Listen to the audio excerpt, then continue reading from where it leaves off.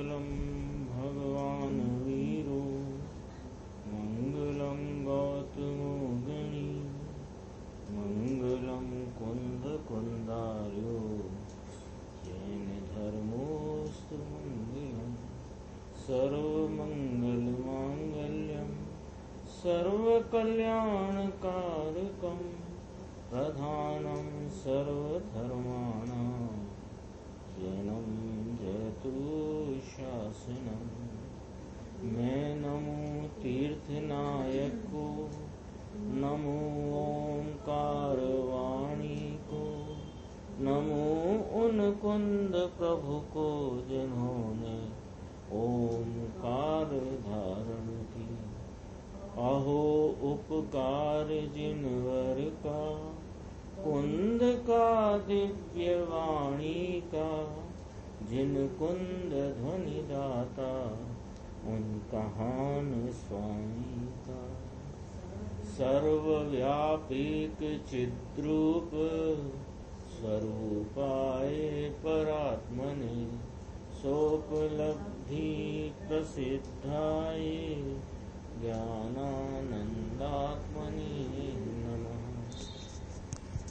श्री प्रवचन सार जी कर्मागम ग्रंथ, इसके परिशिष्ट में 47 नय की जो चर्चा आचार्य परमात्मा ने की है उस पर अपनी चर्चा चल रही थी। तो कल तीसरे नय की चर्चा प्रारंभ हुई थी, अस्तित्व नय की। तो अस्तित्व नय के संबंध में अपन थोड़ा सा ये पढ़ लेते हैं, 1-2 लाइन का, कि आत्मद्रव्य जो नय की मूल बात, मूल जो है ना लाइन, आत्मद्रव्य अस्तित्व नय से स्वद्रव्य स्वय क्षेत्र स्वकाल स्वभाव से अस्तित्व वाला है। उसमें फिर दृष्टांत दिया था बाण का, कि बाण स्वद्रव्य से लोहमय है, स्वय क्षेत्र से डोरी और धनुष के मध्य में स्थित है, और स्वय काल से संधान दशा में। ये बात मुख्य है इसमें। आत्मा के अस्तित्व को स्वीकार करना हो तो जैसा अस्तित्व है, उसका जैसा सत स्वरूप सत्ता है, वो स्वीकार करना, तब तो आत्मद्रव्य को जान सकेंगे। क्योंकि प्रश्न ही है आत्मद्रव्य कौन है, कैसा है और यह कैसे प्राप्त होता है। तो आत्मा को अस्तित्व न से जानने पर आत्मा अस्तित्व वाला है। तो कैसे अस्तित्व वाला है? तो कहा कि स्वय काल से संधान दशा में है, जैसे कि बाण संधान दशा में है, माने वह उसका वर्तमान भाव, वर्तमान परिणाम, वो संधान दशा उसका वर्तमान परिणाम है, और लक्ष्योन्मुक्ता उसका स्वभाव है। तो संधान दशा में स्वय काल से है। इसकी चर्चा अपन देखेंगे। देखो, अर्थात धनुष पर चढ़ाकर खींची हुई दशा में है और स्वभाव से लक्ष्योन्मुख है, अर्थात निशान की ओर है। ये उसका बाण का स्वभाव है। यहाँ ये नहीं लेना है कि आत्मा का वर्तमान परिणाम आत्मा को लक्ष्य करता है, ये वो तो सिद्धांत है। दृष्टांत में लक्ष्योन्मुख, क्यों? बाण किस काम का? कि जो निशाने को भेदे, छेद है, वो बाण है। तो बाण का स्वभाव क्या है? कि लक्ष्योन्मुख रहना। तो लक्ष्योन्मुखता उसका स्वभाव है। ऐसे आत्मद्रव्य का परिणाम रूप से परिणमते हुए अपने ज्ञानादि भावों का त्रिकाल रहना, ऐसा इसका स्वभाव है। तो कहा स्वभाव से लक्ष्योन्मुख अर्थात निशान की ओर है। उसी प्रकार आत्मा अस्तित्व न से स्वय चतुष्टय से अस्तित्व वाला है। ये इसकी मूल लाइन है। अपन चलते हैं, 28 पेज है इसमें, उसमें थोड़ा आगे पीछे हो सकता है। कल जहां छोड़ा था अपन बराबर वहीं से। बाण की खिंची हुई अवस्था, वह बाण का अपना स्वय काल है। गंभीर पैराग्राफ है बहुत ही। इसमें अपना द्रव्य गुण पर्याय स्वरूप वस्तु का क्या अस्तित्व है वो अपने सामने यहाँ आ रहा है। देखो, बाण की खिंची हुई अवस्था, वह बाण का अपना स्वय काल है। मनुष्य के विकल्प के कारण अथवा हाथ के कारण बाण की उस अवस्था का अस्तित्व नहीं है। बाण है ना, बाण लोहमय बाण, डोरी और धनुष के बीच में वह रहा हुआ उसका क्षेत्र, और संधान दशा वह उसका स्वकाल है। तो जो संधान दशा उसका स्वकाल माने वर्तमान भाव, उसका वर्तमान भाव क्या है? संधान अवस्था। तो वह संधान अवस्था कोई हाथ के कारण नहीं है, कोई ये धनुर्धर के विकल्प के कारण नहीं है। जो बाण चलाने वाला धनुर्धर है उसके कारण से वो विकल्प के कारण नहीं है उसकी अवस्था, उसकी वह अवस्था उसका स्वकाल है। ऐसे किसी द्रव्य की, इस आत्मा की जो कुछ भी अवस्था हो, जो कुछ भी उसका वर्तमान भाव हो, वह अपने कारण से है, अन्य किसी के कारण से नहीं। ये बात यहाँ रखिए देखो, क्योंकि यदि ऐसा माना जाए कि धनुर्धर के हाथ के कारण बाण संधान रूप है, अथवा धनुर्धर के विकल्प के कारण से वह इच्छा है ना उसकी, तो उसको भेद दूं ऐसी इच्छा का परिणाम है उस मनुष्य को, लेकिन उस इच्छा के परिणाम के कारण वह वहां नहीं, वह उस बाण का स्वकाल है, संधान अवस्था, खिंची हुई अवस्था। क्योंकि यदि ऐसा माना जाए कि मनुष्य के विकल्प के कारण वह तीर या बाण संधान अवस्था में है, अथवा मनुष्य के हाथ के कारण से वह संधान अवस्था में है, तो फिर उसका स्वकाल कौन? बाण का। तो ऐसा हो तो बाण का अपना स्वकाल नहीं रहता। ऐसे पढ़ने में तो ये नए बिल्कुल साधारण लगते हैं, अस्तित्व न से अस्तित्व वाला, और विस्तार करो, अस्तित्व न से अपने स्व चतुष्टय से स्व चतुष्टय स्वरूप अस्तित्व वाला। हो गई बात पूरी। 3 नंबर का नय हो गया, चौथे का चलो। अरे इसे एक 3 नंबर के नय में जो अस्तित्व का भाव समझाया है, जो आत्मा के अस्तित्व धर्म को बताया है, उसमें इस आत्म द्रव्य की स्वतंत्र स्वरूप से रही हुई सत्ता का क्या स्वरूप है वो यहाँ पर बता रहा है। उसका स्वकाल उसके अपने अस्तित्व धर्म से है, किसी दूसरे के कारण नहीं है। ये तो हुई बाण की बात। उसी प्रकार आत्मा की सम्यक दर्शन आदि पर्याय वह उसका अपना स्वकाल है, किन्हीं देव गुरु आदि पर के कारण उस स्वकाल का अस्तित्व नहीं है। जीव की परिणति में स्वरूप के सन्मुख होती उपयोग दशा, उसमें वर्तता हुआ स्वरूप संचेतन का भाव, वहां वर्तती हुई आप रूपता की प्रतीति, वह परिणाम उस आत्मा का स्वकाल है, उस आत्म द्रव्य की सत्ता का स्वकाल है।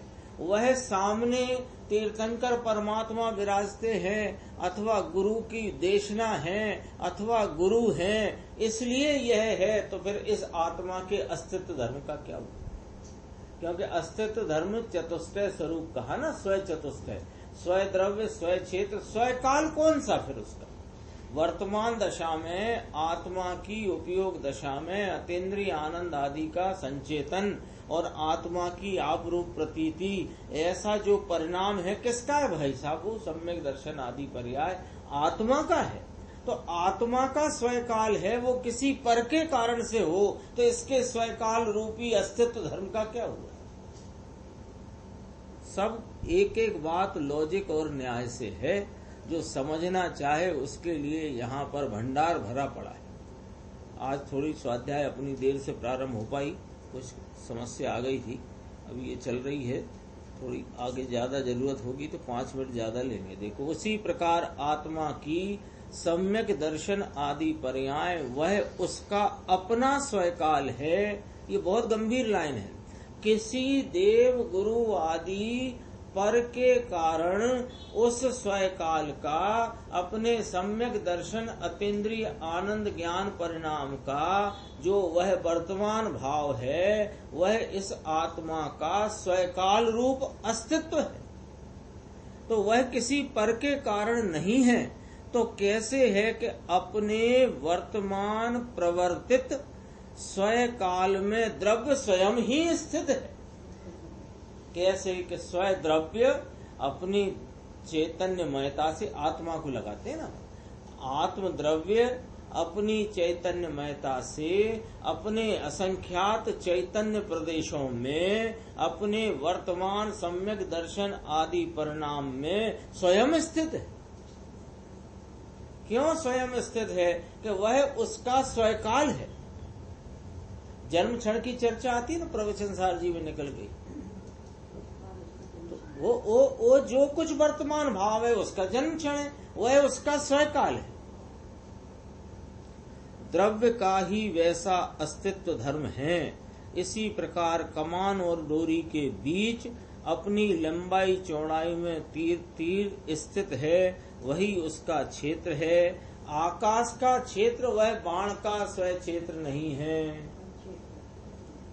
वो पर क्षेत्र। इस संबंध में यदि बहुत बारीकी से समझना हो तो 256 नंबर कलश जो है समय सार जी परमागम के 256 से वो 14 कलश आए हैं ना पशु वाले, उनमें समझना पर क्षेत्र की व्याख्या कितनी गंभीरता से वहां पर आई है। इतना चल गया है स्वाध्याय। वह तो पर क्षेत्र है। बाण वो आकाश के क्षेत्र में बाण स्थित नहीं है। यदि आकाश क्षेत्र में बाण की स्थिति मानो तो वह उसका आकाश का स्वयं क्षेत्र, वो बाण का स्वयं क्षेत्र कौन सा? यदि बाण का स्वयं क्षेत्र सिद्ध न हुआ आपके निर्णय में तो फिर बाण का अस्तित्व कहां से सिद्ध होगा? ऐसे यह आत्मा अपने चैतन्यमय असंख्यात प्रदेश क्षेत्र है। इसका आकाश में रहा है, आकाश में नहीं रहा है। आकाश वहां रहा है जहां ये रहा है, लेकिन ये तो अपने में रहा। भाई तू देख तो कि तेरा अस्तित्व कहीं बाह्य में नहीं है, तुझ में ही तेरा अस्तित्व द्रव्यमयता से, क्षेत्रमयता से, स्वकाल स्वरूप, स्वभाव स्वरूप तेरा अस्तित्व तेरे में ही परिपूर्ण भरा है। कहीं झांकने की जरूरत है नहीं। अरे सिद्ध भगवान होने का सामर्थ्य भी तेरे अस्तित्व में ही भरा पड़ा है, वह कहीं बाहर से नहीं आता। जो ज्ञान, अब देखो ये चर्चा हो गई। अब क्या कहते हैं? जो ज्ञान ऐसे स्वयं अस्तित्व को जाने। कैसे स्वयं अस्तित्व को? स्वद्रव्य, स्वक्षेत्र, स्वकाल, स्वभाव स्वरूप अपना सत्ता, अपनी मौजूदगी, हयाती जो है उसको जो ऐसे स्वयं अस्तित्व को जाने, उसका नाम अस्तित्व नहीं है। जो ज्ञान ऐसे जाने। अहो एक अस्तित्व धर्म कहने से उसमें द्रव्य, क्षेत्र, काल और भाव चारों का समावेश हो जाता है। तो आत्मा का अस्तित्व जानने के लिए उसके द्रव्य, क्षेत्र, काल, भाव जानना चाहिए। वे इस प्रकार है। क्या लाभ इस चर्चा का? इस चर्चा का ये लाभ है कि भैया तुम हो के नहीं हो, कहाँ है ना, तो हो तुम्हारी हो पर है, हो माने है, तो है में तुम्हारी सत्ता का तुम्हें भाव ज्ञात हुआ कि नहीं? भाई है तब तो सत्ता है, तब तो है कह रहे हो। तो सत्ता है तो सत्ता का क्या स्वरूप है? हाँ, द्रव्य, क्षेत्र, काल, भाव। तो अपना स्वद्रव्य, स्वक्षेत्र, स्वकाल, स्वभाव अपनी सत्ता का स्वरूप होने से उस सत्ता को जानने में ये चारों का समावेश हो जाता है। वह इस प्रकार है, देखो, चैतन्यमय अनंत गुणों का पिंड वह आत्मा का स्वद्रव्य है। दूसरा, शरीर के प्रमाण में तथापि शरीर से भिन्न असंख्य प्रदेशी विस्तृत माने विस्तार वाला वह आत्मा का स्वयं क्षेत्र है। शरीर के प्रमाण में, प्रमाण माने नाप में, शरीर के नाप में 1 गज कपड़ा, 2 गज कपड़ा, तो 2 गज कपड़े के कितने हो गए साहब के? 200 रुपए हो गए। तो गज भी दो, गज भी दो, 200 रुपए दिए, 2 गज कपड़ा दो तो कपड़ा दो और 2 गज दो, ऐसा कुछ होगा क्या? 2 गज माने 2 गज प्रमाण कपड़ा, ऐसे यह शरीर प्रमाण में शरीर से भिन्न असंग प्रदेशी विस्तार स्वरूप जो वह क्षेत्र है वह आत्मा का स्व क्षेत्र है। तीसरा नंबर, ये तीसरा चौथा गंभीर है, जरा देखना। सम्यक दर्शन मुनिपना अथवा सिद्ध दशा। सम्यक दर्शन माने साधक अवस्था का प्रारंभ, मुनिपना माने साधक अवस्था, और सिद्ध दशा माने साध्य अवस्था। ठीक है ना, यहाँ बाधकपना नहीं लेना। हाँ। सम्यक दर्शन मुनिपना अथवा सिद्ध दशा आदि प्रत्येक समय की वर्तमान वर्तती पर्याय वह आत्मा का स्वकाल है। आत्मा का स्वकाल कहा, इसलिए पर से कोई अवस्था हो वह बात ही नहीं रहती। निगोदिया जीव की निगोद दशा भी उसका स्वकाल है, वह अपने से है, कर्म के कारण नहीं। क्या कहा देखो, तीन अवस्थाएं बताई, इधर आ जाओ।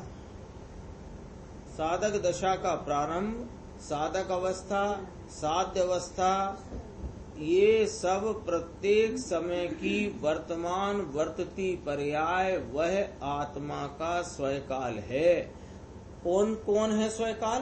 प्रत्येक समय की वर्तमान वर्तती अवस्था वह आत्मा का स्वकाल है। तो आत्मा का स्वकाल कहा, इसलिए पर से कोई अवस्था हो ये बात ही नहीं रहती। निगोदिया जीव की निगोद दशा वह भी उसका स्वकाल है, वह अपने से है। जीव की निगोद अवस्था अपने से है, वह उसका वर्तमान भाव उस आत्मा निगोद में रहे आत्मा की सत्ता का स्वकाल है। वह अपने से है, कर्म के कारण नहीं है।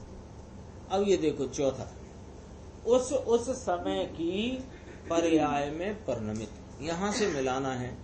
स्वकाल की चर्चा आई थी, उसमें क्या लिया? प्रत्येक समय की वर्तमान वर्तती पर्याय वह आत्मा का स्वकाल है। ठीक है, तो जो वर्तमान वर्तती पर्याय है, यानी उस समय की पर्याय में परिणमित आत्मा, कौन परिणमा है? आत्मा। तो उस समय की पर्याय नाम वर्तमान भाव में परिणमित आत्मा, वर्तमान भाव में व्यक्त आत्मा, उसके ज्ञानादि भाव त्रिकाल रहते हैं, ये उसका स्वभाव है। देखना ये गंभीर है बात, छोड़ना नहीं इसे। स्वभाव माने क्या लेना? ये कोई चौथे नंबर का बिंदु है, गंभीर है। देखो ज्ञानादि भाव तो त्रिकाल सत्ता कही गई ना। अपन त्रिकाल सत्ता देखो कैसे, जीव कैसा है? ज्ञान दर्शन सुख चारित्र वीर्य स्वरूप है। कैसे हैं ज्ञान दर्शन सुख चारित्र के? वो त्रिकाल है साहब। लेकिन त्रिकाल है तो सत्ता का स्वरूप तो वर्तमान है, त्रिकाल कहाँ है? सत्ता यदि जीव की कोई की पदार्थ की आत्मा की देखो तो सत्ता तो है रूप है ना। तो है रूपता तो वर्तमान की सूचक है ना। ये अलग बात है कि ये जो वर्तमान में है ये अनादि से है, वही है, और भविष्य में रहेगा, यही रहेगा। इसलिए ये अनादि अनंत त्रिकाल है। इसलिए तो एक समय का हाँ, एक समय में पूरा का पूरा आत्मा अपनी अस्तित्व को धराता हुआ है। तो चैतन्यमय आत्मा अपने असंख्य चैतन्य स्वरूपी क्षेत्र में रहा हुआ अपने स्वकाल से वर्तता हुआ, वर्तता है ना, उसका वर्तमान भाव वह उसका स्वकाल है। ऐसे स्वकाल में वर्तता तो उस समय की पर्याय। अब कौन लेना? वर्तमान परिणाम। तो वर्तमान परिणाम में रहा हुआ जो ज्ञानादि भावों का व्यक्तपना है, वह ज्ञानादि भाव त्रिकाल रहते हैं, ऐसा स्वभाव। तो वो जो त्रिकाल रहने वाले ज्ञानादि भाव हैं, वे कहाँ व्यक्त हैं? कि वर्तमान में। तो वे वर्तमान में जो ज्ञानादि परिणाम व्यक्त हैं, वो ज्ञानादि भाव त्रिकाल इसके हैं, ये स्वभाव।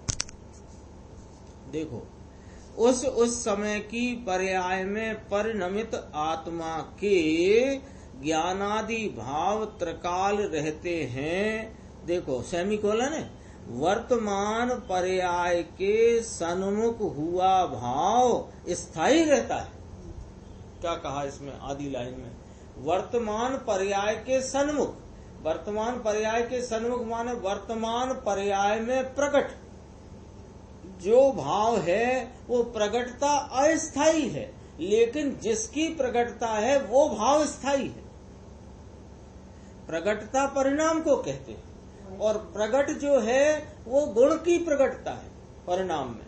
तो गुण जो भाव स्वभाव है, गुण है वो त्रिकाल है, वो स्थायी है। वर्तमान पर्याय के सन्मुख हुआ भाव स्थायी रहता है, अर्थात ज्ञानादि गुण तीनों काल उस काल की पर्याय रूप परिणमित हो जाते हैं। ऐसा जो त्रिकाल स्थायी रहने वाला भाव है वह आत्मा का स्वभाव है। बोलो ये स्पष्ट हो गई बात, हुई कि नहीं? क्या ये पकड़ाना कहाँ है वो स्वभाव? वो स्वभाव त्रिकाली तो है, लेकिन त्रिकाल में जाके नहीं पकड़ना है, क्योंकि अस्तित्व का, आत्मा का अस्तित्व नए से जाना ना। आत्मा में एक अस्तित्व धर्म भी है। अस्तित्व धर्म है तो वह किस नए से जाना जाता है कि अस्तित्व नए से जाना जाता है। सो वह अस्तित्व कैसा है कि स्वद्रव्य, स्वय क्षेत्र, स्वय काल, स्वभाव स्वरूप है। तो वर्तमान में ही है ना वे चारों चीज। स्वद्रव्य वर्तमान में है कि नहीं, स्वय क्षेत्र वर्तमान है कि नहीं, स्वय काल वर्तमान है कि नहीं, अरे स्वभाव वर्तमान है। वह वर्तमान में जो व्यक्तता है वो व्यक्तता वर्तमान है। उस वर्तमान में व्यक्तता त्रिकाल ज्ञानादि भावों की है। सो वह स्वभाव त्रिकाल स्थायी रहने वाला भाव है, वह आत्मा का स्वभाव है। आगे देखते हैं। ऐसे स्वय द्रव्य, स्वय क्षेत्र, स्वय काल और स्वभाव से आत्मा अस्तित्व रूप है। तो कहते हैं एक अस्तित्व धर्म से आत्मा को बराबर समझे तो सब गड़बड़ी दूर हो सकती है। अस्तित्व धर्म ऐसा बतलाता है कि आत्मा अपने द्रव्य क्षेत्र काल भाव से है। अपने द्रव्य क्षेत्र काल भाव को ग्रहण करने वाला आत्मा ही है बस। अपने द्रव्य क्षेत्र काल भाव माने अस्तित्व। इस अस्तित्व को ग्रहण करने वाला कौन है? आत्मा ही है। कहीं पर सन्मुख देखने की या पर में से कुछ लेने की बुद्धि नहीं रहती। क्यों? कि मैं स्वयं अपने अस्तित्व को जानने वाले अस्तित्व नय के द्वारा अपने अस्तित्व यानी स्वय द्रव्य, स्वय क्षेत्र, स्वय काल, स्वय भाव को जानता हूँ। सारा अस्तित्व मुझ में मेरा पड़ा हुआ है। तो ये कहीं से लाना पड़े, कहीं से मांगना पड़े, किसी की कृपा से मिले, ऐसी जरूरत नहीं रहती। अपने धर्म में के लिए अपने में ही देखना रहता है। आत्मा के ऐसे अस्तित्व भाव को समझे तो वह अपने में ढले बिना ना रहे और उसे सम्यक दर्शन ज्ञान चारित्र प्रकट होकर परमानंद की प्राप्ति हुए बिना नहीं रहेगी। अब यहाँ एक प्रश्न है, देखो क्या हुआ, श्रोता को तकलीफ हो गई, थोड़ी समझने में कठिनाई पड़ गई, तो पूछने लगे कि यह तो अत्यंत सूक्ष्म बात है, इसलिए समझना कठिन लगता है। इससे अच्छा तो आप वो वाला जो समझाते हो ना, स्वाश्रय से मुक्ति और पराश्रय से बंधन, वो ऐसा ही वो ही कुछ संक्षेप में ही समझा दो आप। आत्मा चाहिए हमें तो महाराज, तो कोई शॉर्टकट दे दो इतना ये, क्योंकि ये हमें जटिल लग रहा है। एक समय में ही त्रिकाल स्वभाव को समझना, एक समय में ही उसके स्वयकाल को समझना, ऐसा अस्तित्व धर्म जब समझे तो स्वभाव तरफ ढलकर सम्यक दर्शन ज्ञान चारित्र की प्राप्ति होकर परमानंद की प्राप्ति हो। तो महाराज आपने तो बताया था स्वयाश्रय से मुक्ति और पराश्रय से बंधन, यह बात सच है, किंतु इसमें भी साथ में यह बात आ जाती है। गुरुदेव ने कहा तुम्हारी बात सही है, स्वाश्रय से मुक्ति पराश्रय से बंधन, ये बात सच्ची है, लेकिन स्वाश्रय से मुक्ति ऐसा कहने वाले को भी स्वयं का आश्रय करने के लिए स्वयं कौन है वो तो जानना पड़ेगा ना। स्वाश्रय से मुक्ति है, किसने मना किया? स्वाश्रय से ही मुक्ति है, लेकिन स्वयं नाम वस्तु अपनी उसका आश्रय लेना है तो अपना क्या स्वरूप है वह तो जानना पड़ेगा ना। स्वयं अर्थात अपना आत्मा कौन है, कैसा है, उसे जाने बिना उसका आश्रय कैसे करेगा। प्रथम आत्मा को यथावत जाने लो। क्या कह दिया? प्रथम माने पहले में पहले आत्मा को यथावत जाने, और कुछ करे पहले के और कुछ ना करे। पहले आत्मा को यथावत जाने तभी उसका आश्रय कर सकता है, और अपना आश्रय करने पर ज्यों ज्यों अपना आश्रय बढ़ता जाता है त्यों पराश्रय रूप आसक्ति भी छूटती जाती है। इस प्रकार स्वाश्रय से मुक्ति ऐसा कहने से भी ये जिनवाणी का यह वचन हो, स्वाश्रय से मुक्ति पराश्रय से बंधन संसार, ये वचन में भी यही बात आई ना कि स्वयं को जानने की ही बात आई। यहाँ परिशिष्ट में शिष्य का भी यही प्रश्न था कि हे भगवान, यह मेरा आत्मा कौन है, कैसा है कि जिसे जानकर माने ग्रहण करके उसका आश्रय करने से मैं परमानंद दशा को प्राप्त कर लूं। यही तो प्रश्न है परिशिष्ट में। शिष्य के उसी प्रश्न के उत्तर में यह आत्मा का वर्णन चल रहा है, क्योंकि संक्षिप्त उत्तर क्या दिया पहले? आत्मा अनंत धर्मों का अधिष्ठाता स्वामी एक द्रव्य है। ऐसे अनंत धर्मों में व्यापने वाले अनंत नए और उनमें व्यापने वाला एक शुद्ध ज्ञान, वह शुद्ध ज्ञान द्वारा स्वानुभव पूर्वक आत्मा भाव शुद्ध ज्ञान में प्रमेय होता है। उसी का वर्णन चल रहा है आगे आगे नए से।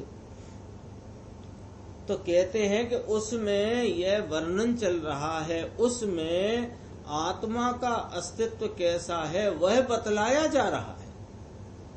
तो इसलिए यदि यह बात सूक्ष्म मालूम हो तो भी रुचि पूर्वक ध्यान रखकर समझने योग्य है। कठिन लगती हो, सूक्ष्म लगती हो, ऐसी लगती हो कि बार बार इतनी सी तो बात है महाराज कि अस्तित्व न से आत्मा अपने अस्तित्व वाला है, इतनी सी बात में इतनी बातों की क्या जरूरत। तो कह रहे हैं भैया, वह उस बात के अंतरंग अभिप्राय को पकड़ना हो तो शांति से रुचि पूर्वक ध्यान रखकर समझने योग्य है। अब तो बहुत ही गुरुदेव स्वयं फरमाते हैं, देखो अब तो बहुत ही स्पष्ट और सरल करके समझाया जा रहा है, किंतु उसे समझने के लिए मस्तिष्क में से दूसरी चिंताओं को निकालकर जिस प्रकार कहा जाता है उसी प्रकार लक्ष्य में नाम ख्याल में लेकर अंतर में विचार करना चाहिए, और इसे समझे बिना शांति का दूसरा कोई उपाय है ही नहीं। बोलो क्या करना? अभी रुचि पूर्वक ध्यान रखकर समझना योग्य। जो दूसरे कोई चित्त में इधर उधर की चिंताएं हों तो उतने घंटे आधा घंटे छोड़ करके इसमें जैसा कहा जाता है वैसा अपने ज्ञान को ले जाना। ऐसा न करना कि ये तो सुनी हुई बात है, सुनी हुई है तथापि जहाँ ले जा रहे हैं वहाँ जाना। ना उसी प्रकार लक्ष्य में लेकर फिर अंतर में विचार करना चाहिए। इसे समझे बिना शांति का कोई दूसरा उपाय है ही नहीं। आत्मा अनंत धर्मों वाला एक पदार्थ है। उसे सामान्य एक रूप अभेद चैतन्य पिंड रूप से लक्ष्य में लेना वह निश्चय है, और एक धर्म का भेद करके उस आत्मा को लक्ष्य में लेना वो व्यवहार न है। निश्चय से आत्मा को बंध मोक्ष वाला कहना भी व्यवहार है। ऐसी अध्यात्म नय की शैली है। किंतु इस परिशिष्ट में तो आत्मा बंध मोक्ष वाला है, वह भी निश्चय नय में लेंगे। यहाँ का निश्चय नय अध्यात्म के नयों की शैली में व्यवहार न है। यहाँ का निश्चय नय अध्यात्म के नयों वाली शैली में व्यवहार न है। जैसे यहाँ द्रव्य नय से कहा था ना, पहला नय द्रव्य नय से आत्मा चैतन्य सामान्य है, तो चैतन्य मात्र है ऐसा कहा। तो वो दृष्टि के विषय रूप नय नहीं है, वो तो एक चैतन्य सामान्य धर्म को लक्ष्य में लेकर पूरा आत्मा समझने के लिए है। हाँ, लेकिन ये जो अध्यात्म है उसमें तो एक समय की पर्याय बंध मोक्ष की अवस्था से भी रहित एक रूप ध्रुव सामान्य सदृश स्वभाव अभेद, ये भेद है। सामान्यपना देखना, ये परिशिष्ट वाली नयों की शैली में सामान्यपना देखना भेद है, और एक ध्रुव सामान्य को द्रव्यार्थिक नय से देखना वो अभेद है। दोनों में फर्क है। यहाँ निश्चय नय में आत्मा बंध मोक्ष वाला बताया जाए, और वहाँ आत्मा में बंध मोक्ष है ही नहीं, ये वाला निश्चय नय है। बंध मोक्ष रूपी पर्याय भेदों को देखना व्यवहार नय। वह बतलाने के लिए उन्हें भी यहाँ निश्चय में गिना है, क्योंकि ये रह गया था आत्मा स्वयं अकेला ही बंध और अकेला ही मोक्ष पर्याय रूप परिणमित होता है। यह बतलाने के लिए उसे यहाँ निश्चय में गिना गया है, क्योंकि यहाँ द्रव्य दृष्टि के विषय का वर्णन नहीं है। ये बिल्कुल ख्याल में रखना।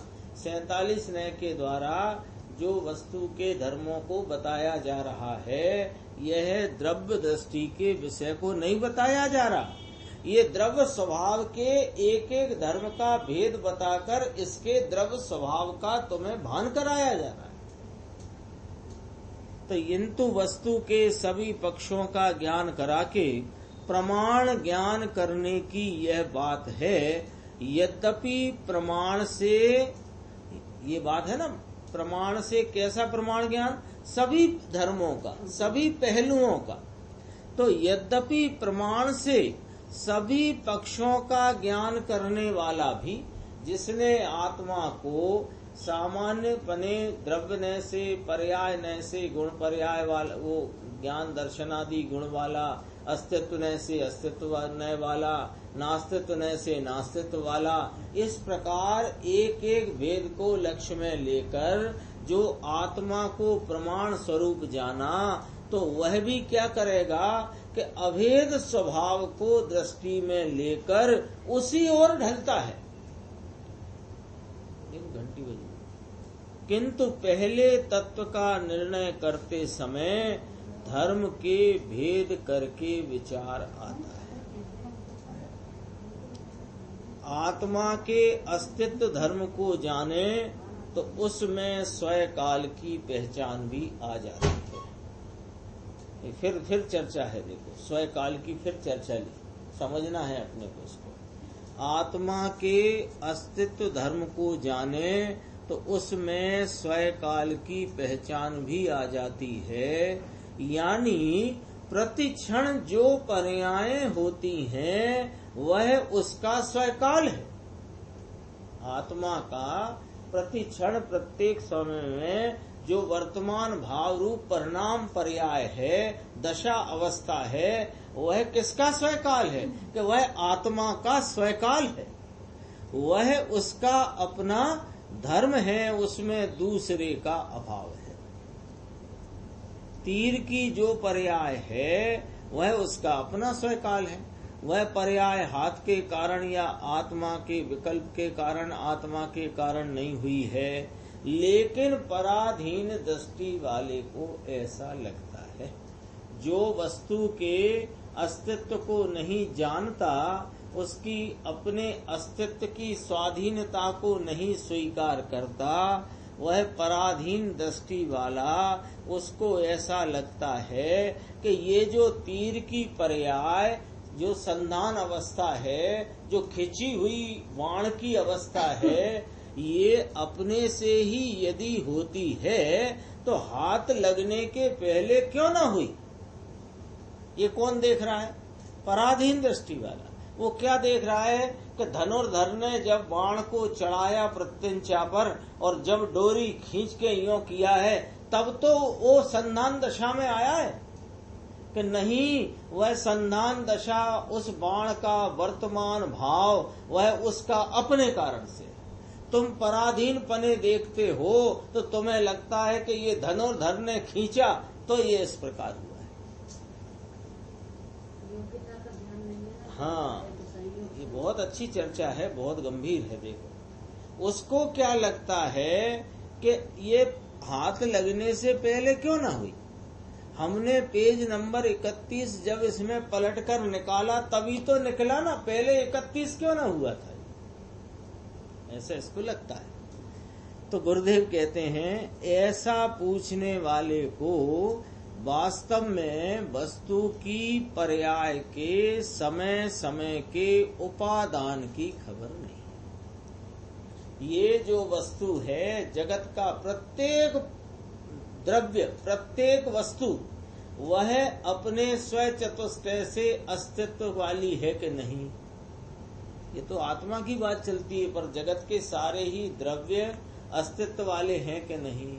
तो अस्तित्व वाले हैं तो उनका अस्तित्व क्या मात्र द्रव्य स्वरूप है कि नहीं। द्रव्य स्वक्षेत्र, स्वकाल, स्वभाव स्वरूप है। तो उसका स्वकाल भी उसी का अस्तित्व है कि नहीं। स्वकाल माने कौन के उस वस्तु का वर्तमान भाव उसका स्वकाल है। तो वह उसका स्वकाल अपने से है कि पर से है। यदि पर से है तो इसमें जो पर से नास्तित्व है उसका क्या हुआ, और स्व से अस्तित्व है उसका क्या हुआ। इसको वास्तव में वस्तु की पर्याय माने समय समय पर होने वाले वस्तु के परिणाम की व्यक्तता, अवस्था, दशा, वह उसका उपादान है, ऐसी खबर नहीं। तीर में पहले अन्य प्रकार की अवस्था का स्वकाल था और पश्चात धनुष पर संधान अवस्था होने का उसका स्वकाल आया, तब वह अवस्था उसी के उपादान से हुई है। पहले ऐसे उसमें तीर यहाँ था, फिर तीर पीछे प्रत्यंचा पे चढ़कर खींचा गया, तो ये जो पलट गई अवस्था, पहले ऐसा टेढ़ा सा था तीर, अब संधान अवस्था में सीधा होकर के तना हुआ है, खिंची हुई है अवस्था। तो उसमें वो अपने से हुई है कि धनुर्धर ने की है, क्योंकि उसका अपना स्वकाल उसके उपादान से। ये नीचे चर्चा है, देखो गंभीर। उपादान दो प्रकार के हैं। एक शाश्वत उपादान जिसे अपन त्रिकाली उपादान भी कहते हैं। तो यहाँ जो शाश्वत उपादान शब्द का प्रयोग है वो उससे भी जरा ज्यादा खिलावट वाला है। शाश्वत उपादान, त्रिकाली उपादान कहने में वो क्यों काल की अपेक्षा ही है, और यहाँ शाश्वत उपादान कहने में वह वस्तु शाश्वत है, वही परिणमित हुई है, ये उसमें शाश्वत उपादान पड़ा हुआ है। तो एक तो है शाश्वत उपादान और दूसरा है क्षणिक उपादान। द्रव्य का जो त्रैकाली स्वभाव है वह शाश्वत उपादान है, और उसकी प्रत्येक समय की पर्याय की योग्यता वह क्षणिक उपादान। सरल सी बात है कि जैसे पुद्गल है, तो पुद्गल में ठंडी गर्म अवस्था का होना, ये ठंडी गर्म अवस्था होने का जो परिणाम है, वो ठंडी गर्म अवस्था जिस काल में हुई वह उसका क्षणिक उपादान। लेकिन पुद्गल ही ठंडी गर्म अवस्था से परिणमित होता है, आत्मा ठंडा गर्म नहीं होता। धर्म द्रव्य अधर्म द्रव्य काल द्रव्य तो ठंडा गर्म नहीं होता। क्यों नहीं होता? कि आत्मा और धर्म द्रव्य अधर्म द्रव्य में ये ठंडे गर्म का न क्षणिक उपादान है न शाश्वत उपादान। आत्मा में राग जो परिणाम हुआ वो चारित्र गुण का परिणाम शाश्वत उपादान लेना, लेकिन वह क्षणिक अवस्था वाला लेना है ना। पर वो क्षणिक अवस्था पुद्गल को नहीं होती है, राग की जीव को होती है, जीव की। देखो वह शाश्वत उपादान है और उसकी प्रत्येक समय की पर्याय की योग्यता वह क्षणिक उपादान है। प्रत्येक पर्याय का क्षणिक उपादान भिन्न भिन्न प्रकार का है। अज्ञानी को प्रति समय की पर्याय के स्वतंत्र उपादान का अर्थात स्वय काल का भान नहीं है, इसलिए इसको ऐसा लगता है कि जैसा निमित्त आता है वैसी पर्याय होती है। ये दृष्टि में से इसके छूटती नहीं है बात। ये बात इसको इतनी अंदर तक घर कर गई है, अनादि का है ना ये अग्रहित मिथ्या, इसमें इसको यही पराधीनता की दृष्टि बनी है कि ये आया, अग्नि आई तो पानी गर्म हुआ। इसके कभी इस प्रकार का विचार ही खड़ा नहीं होता कि वह पानी की उष्ण रूप अवस्था उस समय में उस समय का पानी का स्वयकाल है, उसका अपना उपादान है। लेकिन वह ना ऐसा ना मानकर क्या कहता है कि जैसा निमित्त आता है वैसी पर्याय होती है, ऐसा वह मानता है। वह उसकी मूल में भूल है। और क्षणिक पर्याय जितना ही पूर्ण आत्मा के स्वभाव को मान लेता है, उसे वस्तु के त्रकाली शुद्ध उपादान का अर्थात स्वभाव का भान नहीं है। स्वयकाल क्षणिक उपादान है और स्वभाव त्रकाली उपादान है। आत्मा के अस्तित्व धर्म को जाने उसमें यह सब आ जाता है, क्योंकि अस्तित्व में स्वद्रव्य क्षेत्र काल भाव आ जाते हैं और द्रव्य क्षेत्र काल भाव में यह सब वस्तु की स्वतंत्रता का सारा रहस्य उसमें समा जाता है। वस्तु की प्रत्येक पर्याय अपने स्वकाल से होती है, निमित्त से नहीं होती। तीचे तीन बिंदु बहुत अच्छे आने वाले हैं निश्चय व्यवहार के, अपन देखते हैं। क्या कहा कि वस्तु की प्रत्येक पर्याय अपने स्वय काल से होती है, निमित्त से नहीं होती, ऐसा वस्तु स्वरूप है। शास्त्रों में आता है कि कर्म जीव को विकार कराते हैं, यह व्यवहार नय का उपचार कथन आता है। ये चर्चा क्यों उठ गई यहाँ कि आत्मा की परिणति में वर्तमान अवस्था दशा हालत पर्याय में जो शुभ अशुभ राग का, पुण्य पाप का राग कहो, तीव्र कषाय मंद कषाय का राग कहो, वो जो राग खड़ा हुआ ना पर्याय में आकर के, वह किसी ने कराया है, कर्मोदय ने कराया है। यह बात झूठी है, क्योंकि आत्मा का उस समय में वह उसका स्वकाल रूप अस्तित्व है ना। तो ये कर्म जीव को विकार कराता है। महाराज ऐसा शास्त्रों में तो आया है, दर्शन मोहिनी के कारण जीव के मिथ्या दर्शन चल रहा है, ऐसा शास्त्रों में आया है। तो कहते हैं यह व्यवहार नय का उपचार कथन है। और अज्ञानी क्या करता है कि इस उपचार कथन को परमार्थ मान लेता है, यानी वैसा ही मान लेता है। तो उसे क्या गड़बड़ी चल रही है कि उसे निश्चय व्यवहार की खबर नहीं है। निश्चय व्यवहार में भी अनेक अपेक्षाएं हैं।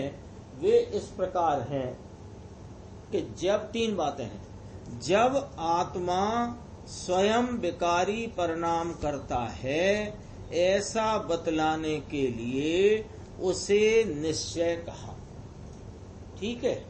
तब उसमें कर्म का उदय निमित्त है, उसका ज्ञान कराने के लिए उस निमित्त को व्यवहार कहा। तो कथन क्या बना कि कर्म का उदय जीव को विकार कराता है, ऐसा कथन बना। क्यों कि विकार है। इस व्यवहार ने भी क्या बताया है, अपन यहाँ जरा विचार करते हैं। कर्म के उदय के कारण जीव को विकार हुआ, ये जिनवाणी का कथन अपन ने लिया कि कर्म के उदय के कारण जीव को विकार हुआ। इस कथन में से क्या जानना? इस कथन में ये जानना कि निश्चय से जीव उस समय विकार से परिणमित है। एक तो ये जानना। तो इसमें अपने आते हैं ना कि ये व्यवहार से क्या परमार्थ बताया गया है, वो जब तक नहीं जाना तो हमने व्यवहार भी नहीं जाना। तो जब ये कथन आया कि कर्म के उदय से जीव की विकारी अवस्था हुई, तो वहां पर यह जानना कि जीव की अवस्था को कर्म के उदय से कराई गई या कहा गया निमित्त आदि, तो ये दो, एक जीव के परिणाम को दूसरे द्रव्य की तरफ से कथन किया जा रहा है। इसका मतलब ये व्यवहार न का कथन है। एक ही द्रव्य के परिणाम को उसी द्रव्य का कहना निश्चय न है, और एक द्रव्य के परिणाम को दूसरे का कहना ये व्यवहार न है। तो हमें पहले ही पढ़ते ही पता लग गया कि ये तो व्यवहार का कथन। कैसे पता लग गया? उसने कहा, शास्त्र ने कहा कि दर्शन मोहिनी के उदय से जीव की मिथ्यात्व रूप राग देश विकार अवस्था है। कहा तो उस उधर से कहा, इससे ही मालूम पड़ गया कि ये व्यवहार है। तो व्यवहार है माना किसी का किसी पर उपचार है। तो किसका किस पे उपचार है? कि जीव के परिणाम पर कर्म के उदय का उपचार है। तो ये उपचार क्यों कहा गया है?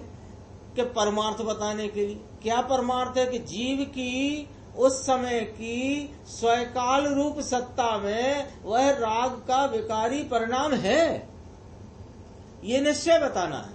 और इस निश्चय को बताया कहाँ से जा रहा है? कि उधर उस पर उपचार करके बताया।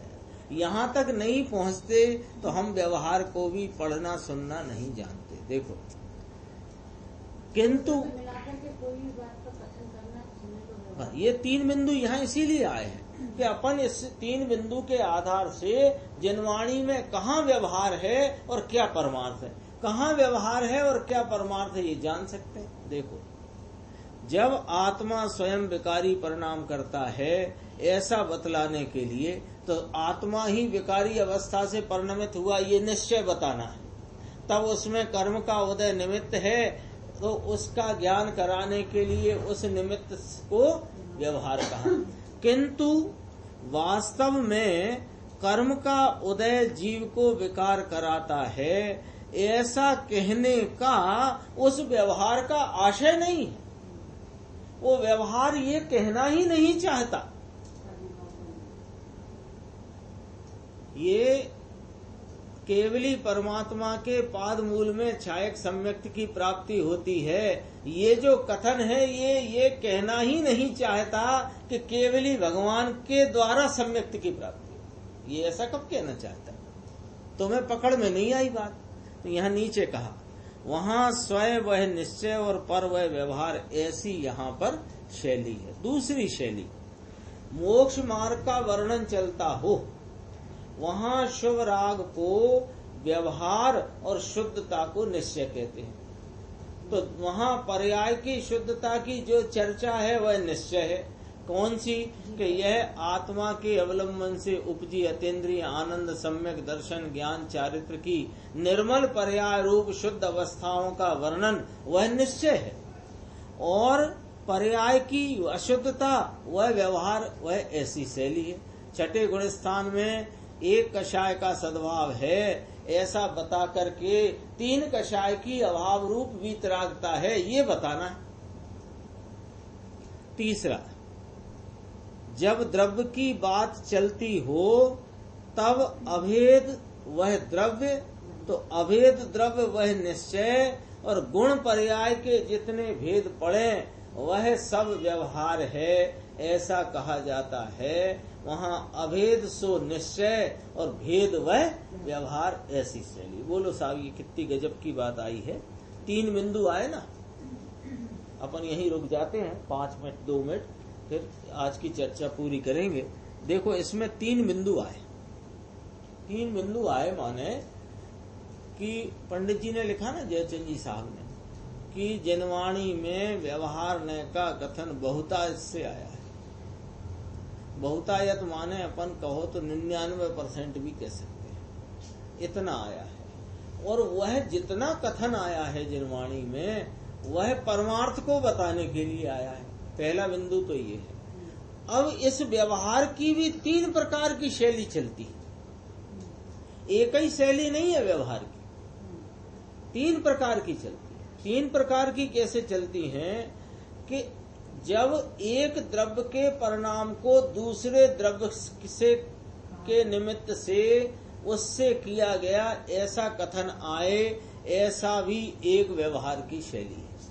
उसमें जीव ने कर्म बांधे, कर्म के उदय ने जीव को विकार कराया, जीव ने आत्मा का आश्रय लेकर कर्म को खिराया, कर्म का क्षय किया, कर्म का नाश किया।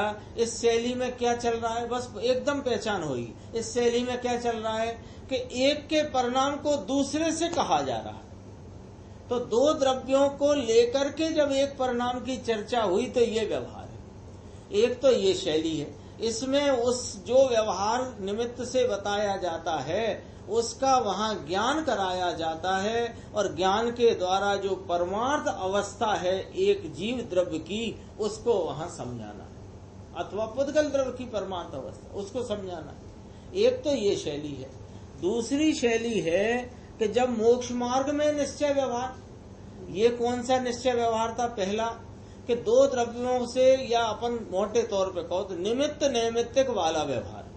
निमित्त नैमित्तिक के व्यवहार में नियम से 2 द्रव्यों के द्वारा एक द्रव्य के परिणाम का कथन किया जाता है। एक तो ये शैली जनवाणी में पूरे में व्याप रही है।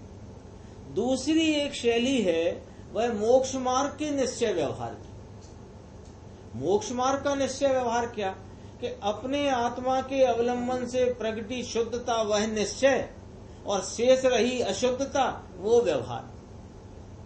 तो जैसे कि 6वें गुण स्थान में 5 महाव्रत आदि को मोक्ष मार्ग कहना, ये अशुद्धता को मोक्ष मार्ग कहना ये व्यवहार है, और शुद्धता को मोक्ष मार्ग कहना ये निश्चय। एक ये शैली है। तीसरी शैली है आश्रयभूत द्रव्य के जो शुद्ध नय का विषयभूत है उसे भी वहां भी निश्चय व्यवहार लगता है। कैसे कि गुण भेद आदि से जो कथन किया जाए वो व्यवहार है, और अभेद वस्तु है वह निश्चय। लिखा है इसमें देखो, अभेद द्रव्य वह निश्चय। तब 11वीं गाथा में कहा व्यवहार न सब ही अभूतार्थ है। ये तीनों निकाल लेना। उसमें निमित्त नैमित्तिक कहा उसे तो भारी छोड़ो, और जो मोक्ष मार्ग में व्यवहार कहा उसे भी छोड़ो। यहाँ तो उसको भी छोड़ना है। 11वीं गाथा में जो कहा व्यवहार न सब ही अभूतार्थ है कि ज्ञान ते आत्मा, ज्ञान वह आत्मा ऐसा जो सद्भूत अनुपचरित व्यवहार में है उसे भी छोड़ो। हाँ, तो ये 11वीं गाथा में 7वीं में व्यवहार बताया, 6वीं में बताया, फिर 8वीं में क्यों बताया ये बताया, फिर 9-10 में क्या होता है ये बताया, और 11वीं में कहा व्यवहार ने सब ही अभूतार्थ है। तो ये 3 प्रकार की शैली है। ये इस प्रकार से गुरुदेव ने यहाँ चर्चा की।